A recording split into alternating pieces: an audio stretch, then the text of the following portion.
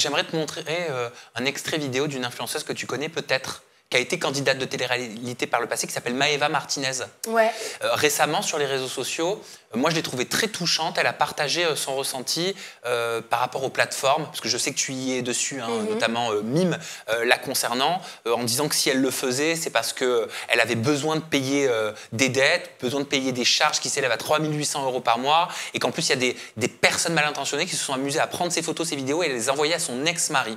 Oh.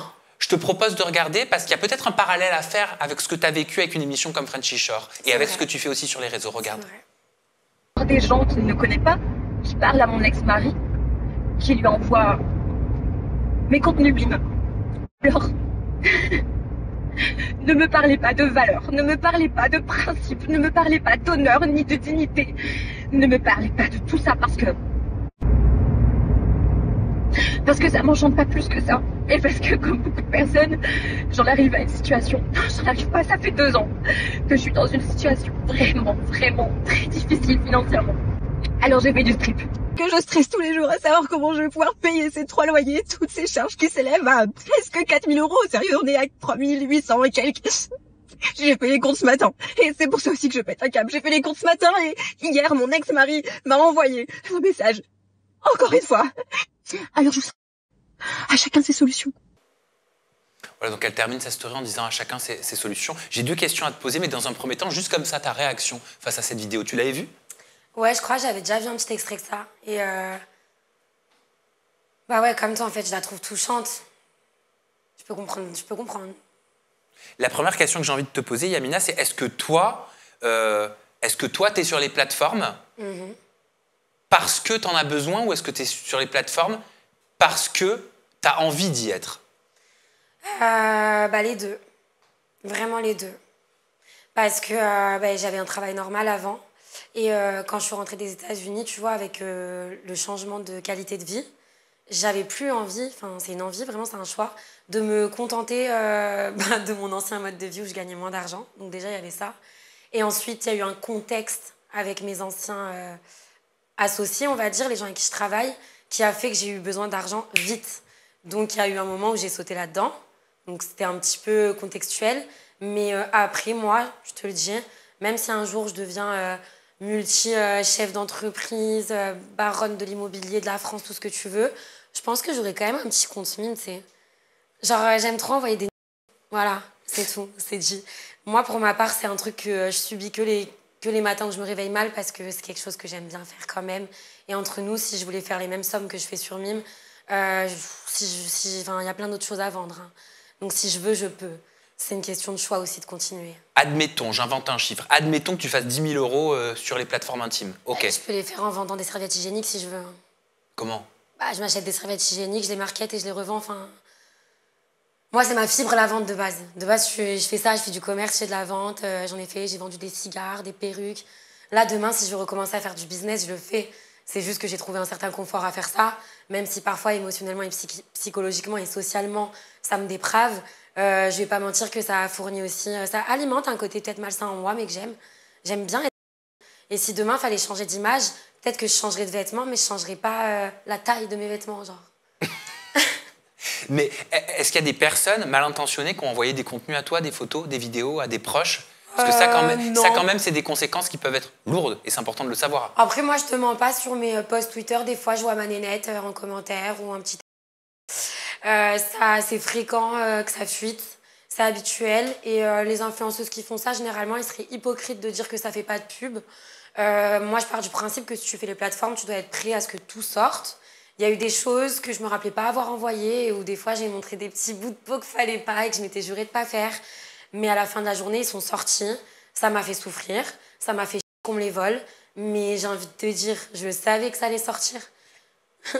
Au moins, je franchis pas mes autres limites. Est-ce que tu n'as pas peur qu'un discours comme le tien, et c'est pas jugeant hein, de ma part de te dire ça, il puisse être entendu de l'autre côté comme une sorte de conseil indirect en mode, bah tiens, je vais faire comme Yamina, parce que moi aussi, en fait, je pourrais faire du droit. Moi aussi, je pourrais peut-être devenir médecin, mais non, en fait, je vais faire comme Yamina. Eh ben si, c'est pour ça que j'en ai pleuré l'autre jour aussi. Parce qu'en fait, moi, c'est mon parcours de vie, c'est mes chaussures, c'est ce que j'ai envie de faire avec les opportunités que j'ai eues ou pas eues, les galères que j'ai eues ou pas eues. C'est des choix que je peux regretter très souvent. C'est des choix que quand je vois ce que j'ai fait à long terme de ma vie, je me dis, y a des décisions que tu prends en 5 minutes et qui impactent négativement et positivement, mais aussi très négativement sur ma vie, pendant très longtemps en fait. Internet, c'est la mémoire du monde. Je sais que personne va oublier. Et moi, est-ce que je vais oublier ce que je me suis fait subir? Et est-ce que je vais oublier de me un jour? Je sais pas. Et je trouve que c'est pour ça que j'ai pleuré l'autre jour en le disant. Ouais. J'aimerais que les gens sachent, c'est pas parce que je le fais que je me pourris pas la vie comme ça. Je veux dire, on a chacun nos tares, entre guillemets, nos petits problèmes, nos petits défauts. Et c'est pas parce qu'on les assume qu'ils sont OK et qu'ils vont à tout le monde. Ben oui, tu poursuis en disant arrêtez d'écouter des gens sur les réseaux qui vraiment. disent n'importe quoi. Oui. Il y a toutes les mauvaises mentalités qui sont normalisées Oui. sur les réseaux. Est-ce Oui. que toi, parfois, tu peux avoir l'impression de te remettre en question et te dire mais attends, peut-être que moi aussi, sans m'en rendre compte, je normalise Mais c'est de moi que je parle de une base. mauvaise pensée. Ah, tu parles de toi? Mais bien sûr, parce que regarde, moi, des fois, j'ai du mal à traiter mes réseaux sociaux de manière professionnelle, bien que je devrais. Ils sont trop personnels.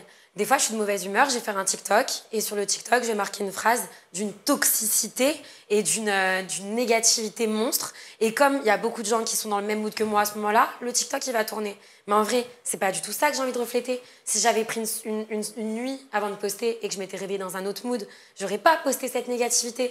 Parce qu'il y a beaucoup de belles choses à faire voir au monde. On peut déjà montrer de la beauté, on peut montrer des beaux messages. On peut montrer plein de choses qui sont, tu vois, soit qui servent à rien, qui font plaisir à l'œil et qui portent les gens vers le haut. Mais des fois, on est un peu trop sincère. Et avec cette sincérité qu'on a le droit d'exprimer sur les réseaux, je pense que c'est pas... Enfin, je suis pour la liberté d'expression, mais je pense aussi que des fois, il faut se remettre en question et se dire quel message je veux donner aux gens. Il y a certaines choses que j'ai pas envie de normaliser. Donc le fait d'être pas bien et d'avoir des moments où on pense des pensées noires, où on est toxique dans nos relations et tout, c'est OK, ça arrive à tout le monde.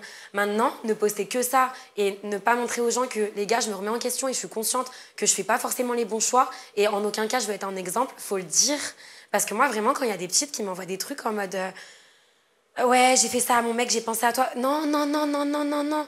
Genre, vraiment, genre, si tu pouvais juste réfléchir avant de faire des actions et pas les faire, ce serait mieux parce que le but dans la vie, c'est pas de foncer à la bêtise et se dire c'est OK, les autres en font. Et c'est-à-dire, elles ont pensé à quoi? Elles ont fait quoi à leur mec en Je pensant sais à toi? pas, tu sais, c'est des histoires bêtes, elles se confient à moi ou elles m'envoient des messages, genre j'ai besoin de tes conseils, là j'ai fait ci, j'ai fait ça, j'ai trompé, j'ai provoqué, j'ai fugué, je me suis habillée comme ça, je l'ai trompé avec son cousin. Et tu sais, elles pensent que c'est cool juste parce qu'on fait de la merde. Et parce que comme j'ai fait Frenchy Shore et que voilà, je suis assez libérée dans mes pensées et mes tenues, elles pensent que c'est OK. Mais non, les filles, c'est pas grave, genre vivez votre vie, mais ne pensez pas qu'il faut le revendiquer et se dire que c'est OK parce que c'est toujours mieux de faire les bons choix. Mais si on fait pas les bons, c'est pas grave. En parlant de choix, tu finis justement de cette story en disant je vous jure, faites rien de tout ça, faites les bons choix. Quels sont les choix, toi, Yamina, que tu regrettes d'avoir fait? Bon, regret, comme je t'ai dit, voilà, c'est pas des choses que je regrette tous les jours parce que si j'étais dans le regret, je serais en train de mal le vivre. Mais t'es dans le déni alors? Parfois? Ouais, je suis dans un certain déni, je suis aussi dans une acceptation et dans une résilience. Parce que je regrette certaines choses, mais je sais qu'au moment T, il y avait des concessions à faire.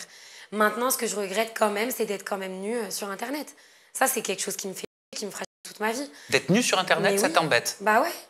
Même si j'adore être en string sur Internet, je me dis si un jour mes enfants ils tombent sur des vidéos de leur maman dans la salle de bain en train de je sais pas, virevolter nue dans le but de lucrifier, comment on dit? Lucratifier.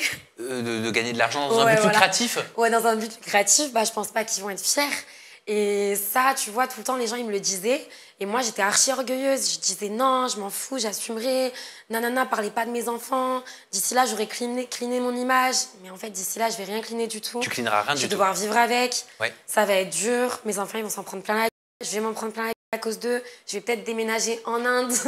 Sérieusement, Sam, je sais pas ce que je vais faire, ok? Donc ça, c'est un truc que je regrette à mort. Surtout que je devais pas me mettre nue, mais il y a des jours où j'ai laissé passer un comme ça. Ça m'énerve trop. J'ai l'impression que tu es dans une dualité, Yamina, complet. contre toi-même. D'un côté, tu as envie d'être sur les plateformes, Ouais. et d'un autre côté, tu as envie d'être, alors, pardonne-moi l'expression, mais une jeune femme de bonne famille. Mais c'est mon rêve. Tu sais déjà que je voulais faire le mariage gitan. Bien sûr que je vais être brillante de camp, moi. Je vais être une fille genre trop parfaite, que quand on te présente à ses parents, les parents ils disent « Waouh, quelle belle... Comment on dit quelle bonne famille, quelle belle éducation, quelle fille raffinée. Mais non, ça va pas arriver.